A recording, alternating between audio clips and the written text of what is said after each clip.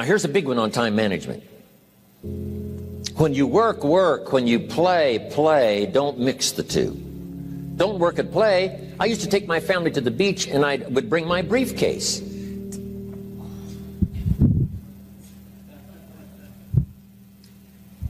I learned not to do that. Or at the beach, I'm saying I should be at the office. I should be at the office. Now my family's upset because I'm at the beach and I'm thinking office, office, office. Now when I'm at the office, I'm thinking what? I got to get my family to the beach, the beach, the beach. So things are not going too well at the office because I'm thinking beach, and things are not going too well at the beach because I'm thinking office. Here's what I learned to do. At the beach, be at the beach. At the office, be at the office. When you work, work. When you play, play. Don't mix the two. Don't work at play. Now here's one of the most important ones. Don't play at work. Work is too serious. You don't want the reputation of being the office joker. It's not a good one. Yes, there's time for some pleasant stories. Yes, there's time for a little humor.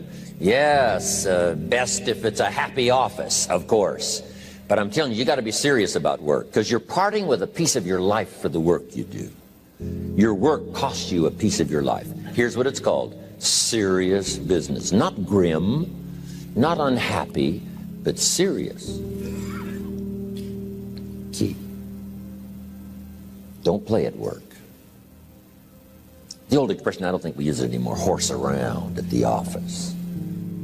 Play around, play jokes, play tricks. No place, not at the workplace. At the beach, yes. At the bar, yes. Somewhere else, not work. You got to treat work with all due conservative passion, because it's leading you to your future. Here's another key phrase. All work is good. You may not like your job, but if it's the stepping stones to get you to where you want to go, you got to appreciate your job. You don't have to have a passion for your job. Here's the ultimate passion, a passion for incredible success in every department of my life. That's the passion. But don't look down on some menial job you have to do to finally get you to where you want to go. No job is menial. No job is not, every job is noble. Training life for pay, making a contribution to society. Next, analyze how you are. And if you have some weaknesses, if you can't, doesn't seem like you can change, here's the key. Get it covered.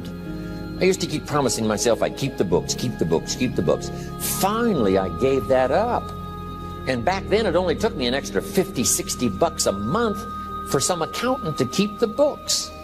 I said, no, I'm going to save the 50 bucks.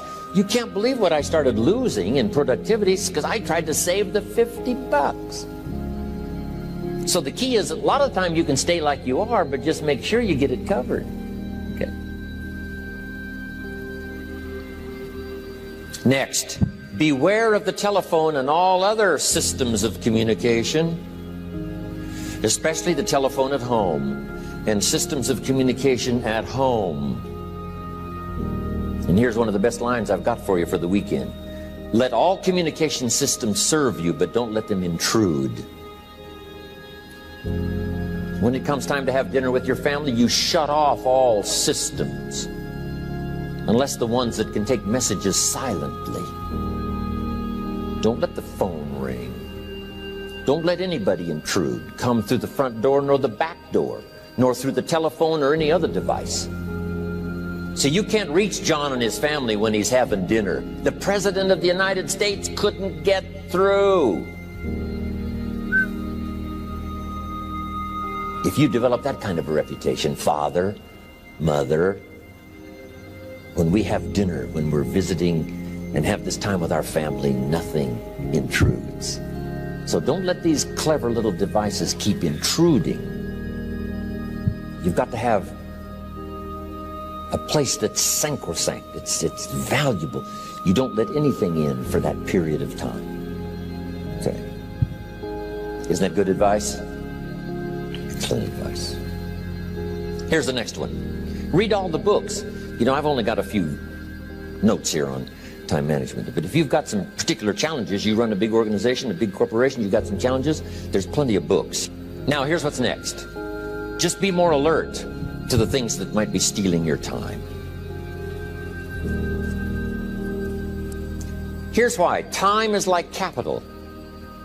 You can't let someone steal your seed corn. You can't let someone steal your capital. And you can't let someone steal your time. You must designate your time. And some of the time that you designate, you must not let anyone steal. Casual time, you might let someone intrude and steal a little bit and take a little bit, but not serious time. Key. Next, one of the great time management savers is to learn to ask questions up front. Sometimes you talk to somebody for an hour, and then you ask questions and find out if you would have asked those questions up front, you could have saved yourself an hour. Asking questions up front helps you to get to the problem now. But if you just launch into some discourse, you might waste 30 minutes, waste an hour, when here's what you should have been talking about. After you finished an hour, you say, John, what's really the problem? He said, well, it's something personal. See, that's what you should have been talking about this whole hour. Next, learn to think on paper. Then we're going to take a break. Some ways to think on paper. One, we've covered one. Solving problems. Take it out of your head and put it on paper. Another one is setting goals. Making these lists we've already started. Here's another good way to think on paper. It's a projects book. Each person you're working with and each project you're working on, get a loose leaf binder and a tab and some pieces of paper behind the tab and do a little continual summary of how it's going between you and that person and between you and that project. I call it a projects book. It is so useful to me. But what's going on between you and this person? When you last got together, what did you talk about? And you got a few notes there. Here's what we talked about the last time we got together. Now when you get together again, you can review that so you'll know better what to talk about. When the president gets ready to travel and he's going to meet some important people, guess what they bring him? All these briefing books. Right? The last time you were with Khrushchev, Kennedy is informed. Here's what he said and here's what you said. Kennedy said, oh, that's valuable. I need to remember that. If a person is important, it's worth a little running account. You might even have a projects book for your children. Here's what's happening between me and my child. We've talked about this, and we've talked about this, and we've talked about this. Next, a day timer. Keeping track of all of your appointments. You know, mine is all filled with, when to catch an airplane and when to do a seminar and when to sit down and have a conference, all the rest. Next is a game plan. If you've got a house and the, insurance is going to come due and some other things are going to come due, you just put it on a spreadsheet and make sure it's taken care of. Key phrase, take things out of your head and put them on paper. And the key is to just experiment with different ways that helps you to do that. Now here's the last one, thinking on paper, and that's to keep a journal. One of the things I'm known for around the world, have been now for 39, 40 years, is keeping a journal. Now my journal is not a, it's not necessarily it's not like a diary. It might be part diary. I'm flying over Ireland and I write down a few little things that impress me. Today I met this person. Wow, what an extraordinary event. Today I conducted this seminar in Rome. 1,000 people stood up and sang for me. I've got a little bit of a diary in there. But here's what primarily your journal is for. Collecting good ideas. A journal is to collect good ideas on your health, good ideas for your business, good ideas for your future, good ideas for time management. Because I used to take notes on pieces of paper and torn off corners and backs of old envelopes and restaurant placemats. And I threw all this stuff in a drawer. It did not serve me well. I finally learned to get a bound copy, right? And just keep a journal, right? If I was here, I had my journal, I'd be taking notes, right? These 2 days in my journal. Now, if you're caught without your journal, you just take the notes. When you get back home, you put those notes in your journal, throw the paper away. Because we don't usually go through paper to review. But see, my journals now make up a significant part of my own library.